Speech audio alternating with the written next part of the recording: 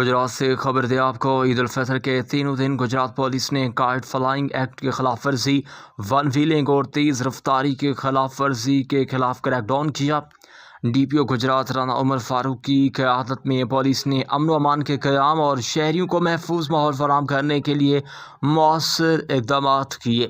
Police ترجمان کے مطابق کائٹ فلائنگ ایکٹ کی خلاف ورزی پر 6 مقدمات درج کیے گئے، جبکہ 6 ملزمان کو گرفتار کیا گیا۔ مختلف کارروائیوں کے دوران 282 پتنگیں اور 31 دھاتی ڈوریں بھی برآمد کی گئی۔ دوسری جانب ون ویلنگ اور تیز رفتاری کے خلاف بھی سخت ایکشن لیا گیا۔ 7 مقدمات درج کیے گئے، جبکہ 18 ملزمان کو گرفتار کیا گیا۔